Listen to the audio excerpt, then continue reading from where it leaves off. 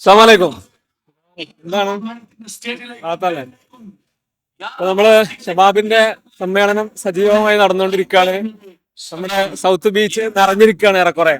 എല്ലാം ഷബാബിനോടുള്ള ഒരു സ്നേഹവും ഷബാബിനോടുള്ള ഒരു വൈകാരിക ബന്ധവും കണക്കിലെടുത്താണ് പല ആളുകളും എത്തിയിട്ടുള്ളത്.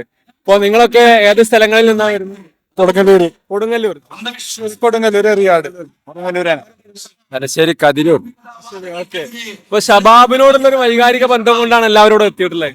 ഷബാബുമായി ബന്ധപ്പെട്ട എന്തെങ്കിലും ഓർമ്മകൾ ഒക്കെ പങ്കുവെക്കാനുണ്ടോ? അതല്ലെങ്കിൽ ഷബാബിന്റെ പ്രവർത്തനങ്ങൾ?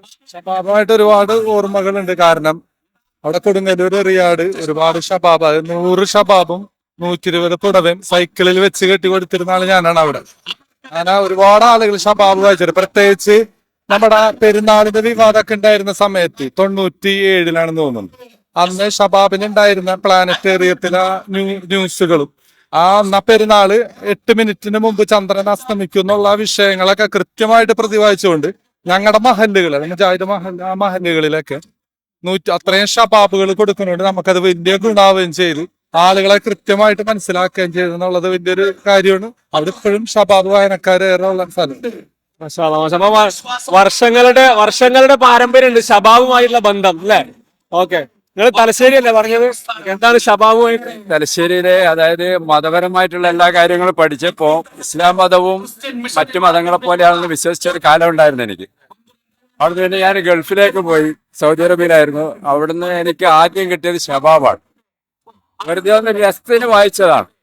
പിന്നീട് എനിക്ക് ഇസ്ലാമിനെ കുറിച്ചിട്ടുള്ള അൽഹംദുലില്ലാ എല്ലാ അറിവുകളും കിട്ടിയത് ഷബാബിലൂടെ. അതായത് എന്ത് സംശയം ഉണ്ടെങ്കിലും നമ്മുടെ ഒരു ഭക്തി ഉണ്ടല്ലോ, ചോദ്യോത്തര ഭക്തി, അതിലൂടെ എല്ലാ സംശയങ്ങൾക്കുള്ള മറുപടി അതിന് കിട്ടുമായിരുന്നു.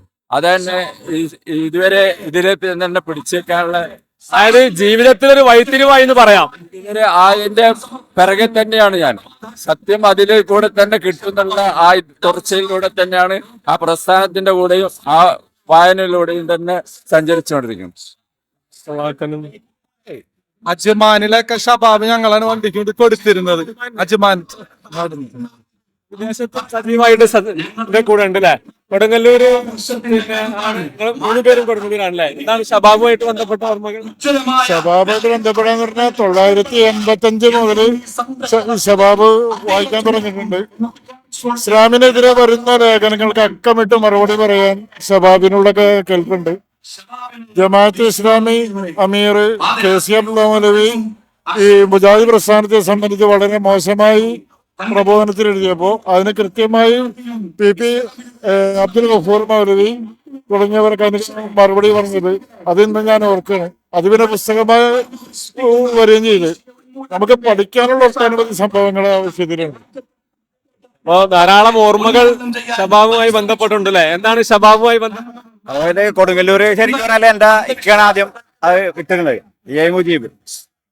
അപ്പൊ അതിനുശേഷം പിന്നെ എന്നെ ചെറുപ്പത്തിൽ തന്നെ നമ്മളെ ഏൽപ്പിച്ചിരുന്നു. അപ്പൊ നമ്മള് 9ൽ പഠിക്കുമ്പോ ഇങ്ങനെ പിന്നെ ഞാൻ ഇട്ടിരുന്നത് ഷബാബ്. അപ്പൊ അത് പിന്നെ കൊടുത്തിട്ട് അതുകൊണ്ട് കുറെ ആളുകൾക്ക് ഒരു മാറ്റം വന്നായിട്ട് നമുക്ക് നമ്മളോട് പറയുമ്പോൾ സന്തോഷം ഭയങ്കരമാണ്. ഇപ്പോഴും അതിങ്ങനെ തുടർന്നുകൊണ്ടിരിക്കുകയാണ്. അപ്പോ ഷബാബിന്റെ കൂടെ തന്നെ സഞ്ചരിച്ചുകൊണ്ടിരിക്കുന്ന ആളുകളാണല്ലേ? ഓക്കെ, ഇൻഷാ അല്ലാഹ്. അപ്പൊ എന്തായാലും ഹൈറാവട്ടെ എല്ലാവർക്കും.